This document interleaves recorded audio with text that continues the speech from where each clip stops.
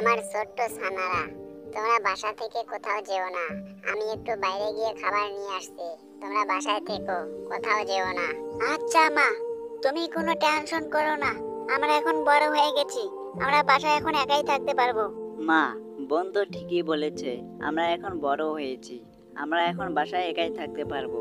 তুমি যাও, আমাদের জন্য খাবার নিয়ে এসো, তাড়াতাড়ি যাও। আচ্ছা ঠিক আছে, তোরা তাহলে থাক, আমি চলে যাচ্ছি। তারপর টুনি তার ছানাকে বাসায় রেখে যায় এবং তাদের বাবা মারা যাওয়ার পর থেকে তার মা একা খাবার আনতে যায় এবং তাদেরকে একা রেখে যায়। 4 ঘন্টা পর যখন হলুদ পাখি আর বেগুনি পাখির মাকে আসতে দেখে না, তখন তারা রাস্তায় রওনা দেয় তাদের মাকে খুঁজবে বলে এবং তারা অন্য একটি গ্রামে চলে যায়। হলুদ পাখি আর বেগুনি পাখি যখন তার মাকে খুঁজে পায় না, তখন তারা একটি বট গাছের নিচে আশ্রয় নেওয়ার জন্য চলে আসে। এই হলুদ পাখি আর বেগুনি পাখি, তোরা কোথায় যাচ্ছিস?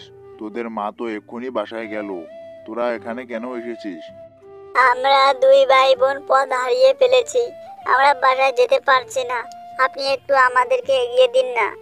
হ্যাঁ, আমার ভাই একদম ঠিক বলেছে, আমরা পথ হারিয়ে ফেলেছি, আমরা মার কাছে যাব।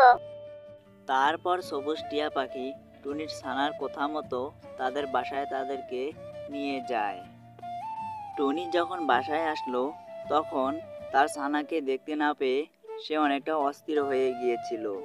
হায়, আমার ছানা কোথায় গেল? আমার কি হবে এখন? আমি আর বেঁচে থাকতে পারবো না।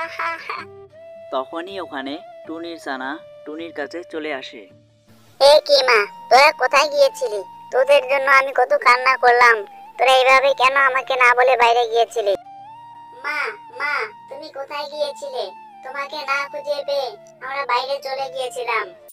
তো বন্ধুরা, ভিডিওটি কেমন লেগেছে অবশ্যই কমেন্ট করে জানাবেন। ভিডিওটি সাবস্ক্রাইব করতে ভুলবেন না। নিত্য নতুন নতুন ভিডিও পেতে আমাদের চ্যানেলটিকে সাবস্ক্রাইব করে আমাদের পাশে থাকুন।